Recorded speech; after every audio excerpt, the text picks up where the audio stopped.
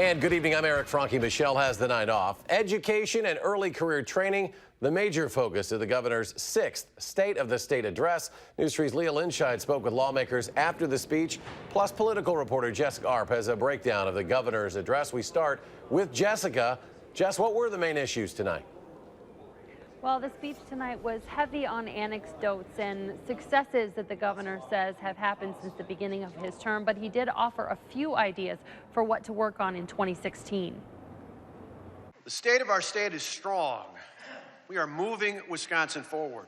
Governor Scott Walker focused on sets of statistics showing Wisconsinites were working, the unemployment rate, labor participation rate, and monthly jobs gains in his 6th State of the State address, not numbers showing more than 10,000 layoffs in the state in 2015.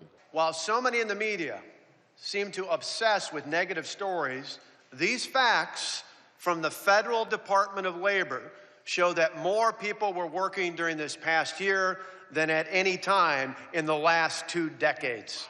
But he said state government's focus this year would be getting more people to work and starting at a younger age. He's sending funds to career training and dual enrollment programs, but also proposing a likely controversial change to send money to public education. One area to consider for real reform is the way we administer health insurance for state employees, which some experts believe could save tens of millions of dollars.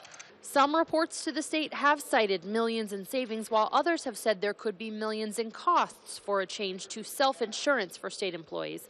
The governor is also proposing new programs for the state's colleges, including more UW Flex degree spots and shorter times to graduation. We're also excited to work with the University of Wisconsin system to explore providing a 3-year degree that would start in our high schools and continue on many of our UW campuses. This would help reduce cost and move people into the workforce sooner. Now, the governor also plans to hit the road for what he's calling his 2020 Vision Project, a look out 20 years at ideas that we should be pursuing in the state. He'll head tomorrow to La Crosse, Green Bay, and Wausau to speak at technical colleges there. But already there are questions being raised about whether any of this might actually get done in this biennium and what kind of money there may be to do it. Senator Scott Fitzgerald bringing up tonight after the speech that there may be some issues with funding. Revenue projections coming out later this week might be under what's expected. News 3's Leah Linscheid actually spoke to both Democratic and Republican lawmakers tonight about the speech. Leah, what are they saying?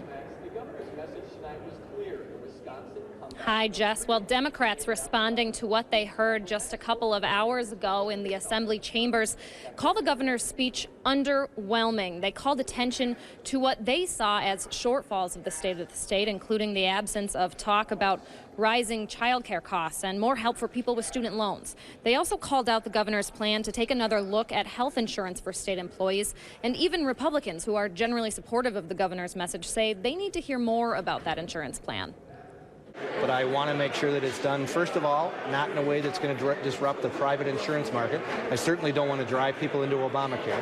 And the second thing that I want to make sure of is that there are significant savings, so any change is worth the actual change that he's talking about. It sort of seems like it's going to be pitting state workers and their health insurance benefits against schools and school children. And that, if you're going to make education a priority, then just make it a priority. It should be one of the first things that we agreed to do in the budget rather than an afterthought.